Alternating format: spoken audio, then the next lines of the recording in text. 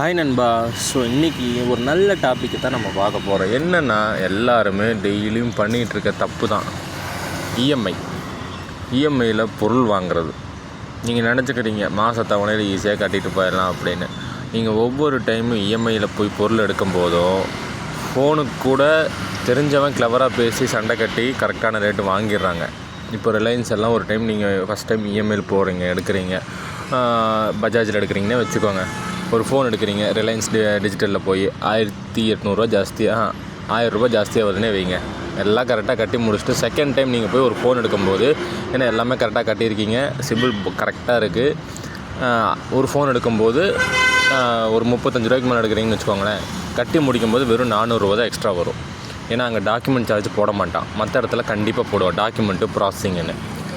இதே அப்ளைன்ஸ் போய் எடுக்கிறீங்க, கிரியாஸில் போய் எடுக்கிறீங்கன்னு வச்சுக்கோங்களேன். 10,600 வாஷிங் மிஷின்.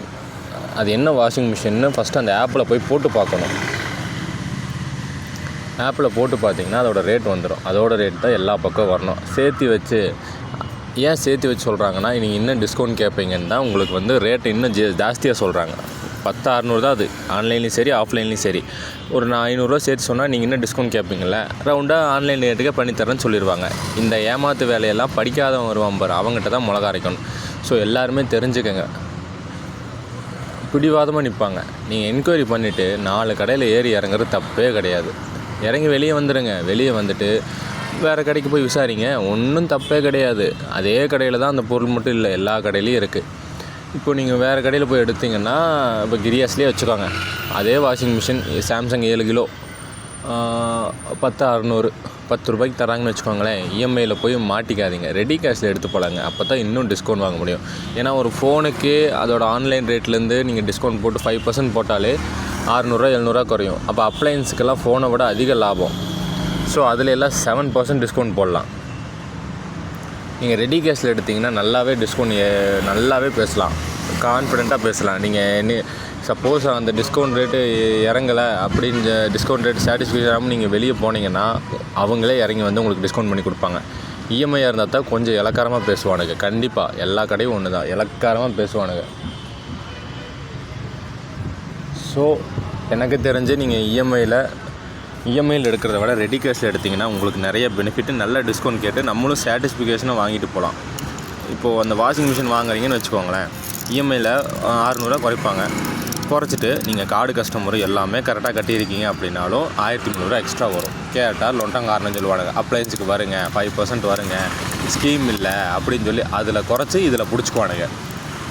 எப்படி இஎம்ஐயில் போகாதீங்க. எனக்கு தெரிஞ்ச எந்த இருந்தாலும் ரெடி கேஷில் எடுத்து பழகுங்க நண்பா. ரெடி கேஷில் எடுத்துட்டிங்கன்னா தான் உங்களுக்கு பணமும் மிச்சம், டிஸ்கவுண்ட்டும் வாங்கிக்கலாம். ஏன்னா அவன் அவ்வளோ குறைச்சி கொடுத்தாலும் லாஸ் எல்லாம் கிடையாது.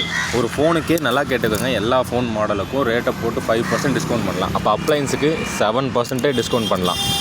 ஏன்னா டிஸ்கவுண்ட் ஜாஸ்தி, அப்ளைன்ஸுக்கெல்லாம் நல்ல லாபம் ஒவ்வொரு கடையும். ஏன்னா அப்ளைன்ஸுக்கெல்லாம் இப்போ நீங்கள் இப்போ டார்லிங் போனீங்கன்னு வச்சுக்கோங்களேன், ஒரு டிவி வாங்க போகிறீங்கன்னு வச்சுக்கோங்க. டார்லிங்கில் போனோன்னே எதை புஷ் பண்ணுவோம் தெரியுமா? உங்கள்கிட்ட என்ன பிராண்டு வேணும், எவ்வளோ பட்ஜெட் வேணும், அதெல்லாம் எதுவும் கேட்க மாட்டான். ஹையர் இருக்குது வாங்க ஹையர் எடுத்துக்கோங்கன்னு லூஸு மாதிரி பேசிகிட்டு இருப்பான். ஏன்னா அவனுக்கு தெரிஞ்சது ஹையர் மட்டும்தான். ஏன்னா அதை விற்றா கடைக்கு லாபம். கஸ்டமர் நீங்கள் சர்வீஸ் சென்டருக்கும் கடைக்கும் அலைஞ்சிட்ருப்பீங்க. ஏன்னா அது ப்ராப்ளம். ஹையரை பொறுத்த வரைக்கும் அது ஒரு வேஸ்ட்டு பிராண்டு. அதை புஷ் பண்ணி அவன் 4 டைம் சொல்கிறான்னா நீங்கள் அதிலே டவுட் வந்துடணும். சரிங்களா?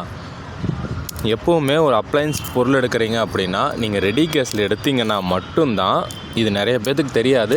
தெரிஞ்சவங்க விட்டுருங்கப்பா, தெரியாதவங்க நிறைய பேர் இருக்காங்க. தெரிஞ்சவங்க ஒரு 10% இருப்பீங்களா, தெரியாதவங்க 90% இருக்காங்க. தயவு செஞ்சு எல்லாத்துக்கும் சொல்லி கொடுங்க, ஏமாறாதீங்க தயவு செஞ்சு. இப்போ கிரியாஸே நீங்கள் போய் பொருள் எடுத்தாலும் நல்லா பேசுவாங்க,